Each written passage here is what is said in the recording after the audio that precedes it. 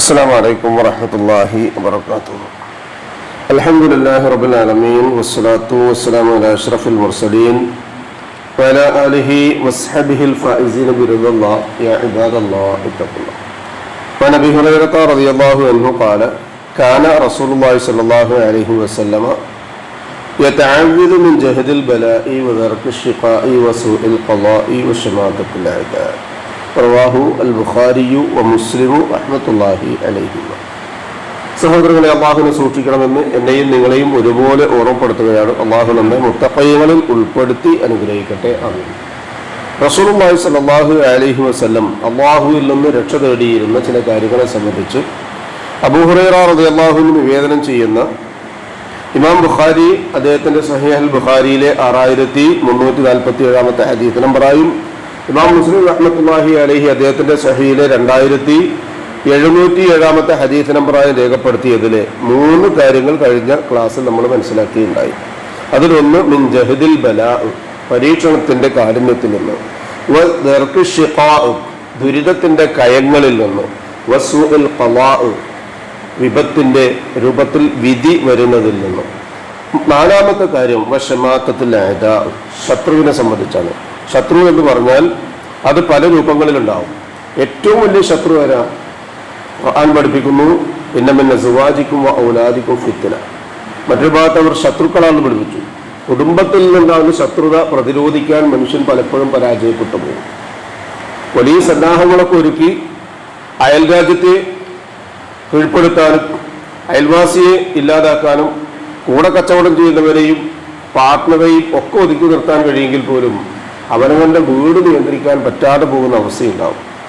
അപ്പോൾ കുടുംബത്തിൽ, കച്ചവടത്തിൽ, കൃഷിയിൽ, അയൽപ്പക്കത്തിൽ ഒക്കെ ശത്രുക്കൾ ഉണ്ടാവാം.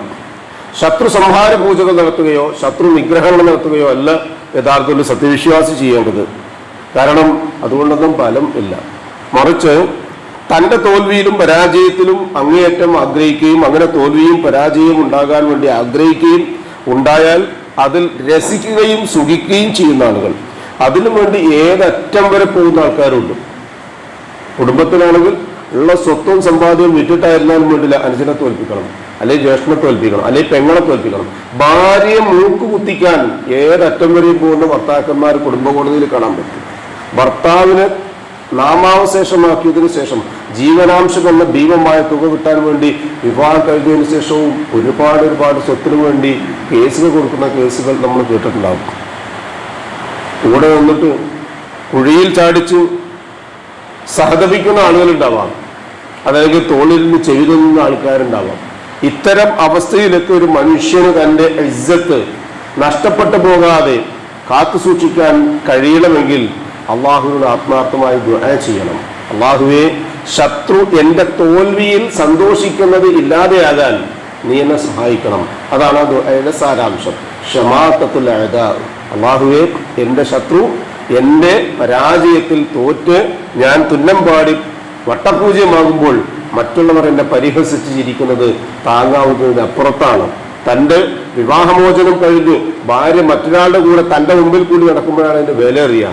ഭർത്താവ് തന്നെ ഒഴിവാക്കി വേറൊരു ഭാര്യയുമായി മുമ്പിൽ കൂടി പോകുമ്പോഴാണ്, ഒരു പെട്ടിക്കോലിയിൽ ഒരുമിച്ച് കച്ചവടം ചെയ്തിരുന്ന ഒരുത്തൻ തന്നെ ഒഴിവാക്കിയിട്ട് മറ്റൊരു കച്ചവടം തുടങ്ങുമ്പോഴാണ് അതിൻ്റെ വിലയറിയുക.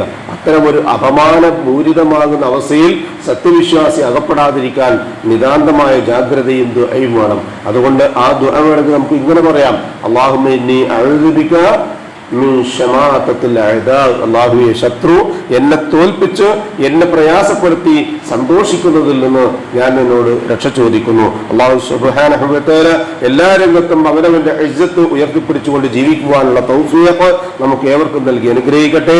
എല്ലാവിധ പ്രയാസങ്ങളിലും അള്ളാഹു നമ്മെ കാത്തുരക്ഷിക്കട്ടെ. നമ്മിൽ നിന്ന് വന്നുപോയ എല്ലാവിധ അബദ്ധങ്ങളും തെറ്റുകുറ്റങ്ങളും അള്ളാഹു പുറത്ത് മാപ്പാക്കി തന്ന് അവ ഇരുലോകത്തും മറച്ചു വെച്ച് നമ്മെ അനുഗ്രഹിക്കട്ടെ. നമ്മിൽ നിന്നും മരണപ്പെട്ടവർക്ക് അള്ളാഹു മഗ്ഫിറത്തും റഹ്മത്തും നൽകി അനുഗ്രഹിക്കട്ടെ. അവരുടെ ബർസഖിയായ ജീവിതം അള്ളാഹു റാഹത്താക്കി കൊടുക്കട്ടെ. ജീവിച്ചിരിക്കുന്നവരിൽ രോഗികളായി വീടുകളിലും ആശുപത്രികളിലും ഈ മജ്ലിസിലും കഴിഞ്ഞുകൂടുന്ന രോഗികളായ ആളുകൾക്ക് ഷാഫിയായ റബ്ബ് ആജിലും കാമിലുമായ ശിഫയും സമാധാനവും ആഫിയത്തും ദീർഘായുസ് നൽകി അനുഗ്രഹിക്കട്ടെ. അവനവന്റെ കാര്യങ്ങൾ മറ്റൊരാളുടെ സഹായം കൂടാതെ നിർവഹിക്കുവാൻ ആവശ്യമായ സിഹത്തും താഖത്തും ആഫിയത്തും അള്ളാഹു മരണം വരെ നിലനിർത്തി തന്ന് നമ്മെയും നമ്മുടെ കുടുംബത്തെയും അനുഗ്രഹിക്കട്ടെ. ഉപജീവനത്തിൽ അള്ളാഹു സുബ്ഹാനഹു വ തആല പ്രവിശാലമായ അവന്റെ ഖൈറും ബറക്കത്തും വർഷിച്ച് നമ്മെയും നമ്മുടെ കുടുംബത്തെയും അനുഗ്രഹിക്കട്ടെ.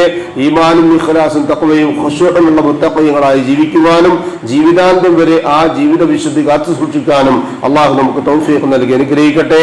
മരണസമയത്ത് അഫ്ദലുൽ ദിക്ർ ലാ ഇലാഹ ഇല്ലല്ലാഹ് എന്ന കലിമ കാമിലായ ഈമാനോടുകൂടി പറഞ്ഞ് പുഞ്ചിരിയോടുകൂടി കണ്ണടയ്ക്കാൻ ഭാഗ്യം ലഭിക്കുന്ന മുത്തഖീങ്ങളിൽ അള്ളാഹു സുബ്ഹാനഹു വ തആല നാമേവരെയും ഉൾപ്പെടുത്തി അനുഗ്രഹിക്കട്ടെ. ദുആ കൊണ്ട് വസിയത്ത് ചെയ്തവരുടെ നല്ല മുറാദുകൾ അല്ലാഹു ഹാസിലാക്കുകയും പ്രയാസങ്ങളും ബുദ്ധിമുട്ടുകളും അല്ലാഹു എളുപ്പമാക്കി അവരെയും നമ്മയും അനുഗ്രഹിക്കുകയും ചെയ്യട്ടെ. ജന്നാത്തുൽ ഫിർദൗസിന്റെ ഉടമകളായ അമ്പിയാക്കളും മുർസലുകളും ഔലിയാക്കളും സലഫുസ് സാലിഹുകളും സിദ്ദീഖുകളും ശുഹദാക്കളുമുള്ള സ്വർഗ്ഗത്തിൽ പ്രവേശിക്കാൻ സാധുക്കളായ നമ്മുടെ മാതാപിതാക്കൾക്കും നമുക്കും കൂട്ടുകുടുംബങ്ങൾക്കും സന്താന പരമ്പരകൾക്കും അല്ലാഹു തൗഫീഖ് നൽകി അനുഗ്രഹിക്കട്ടെ.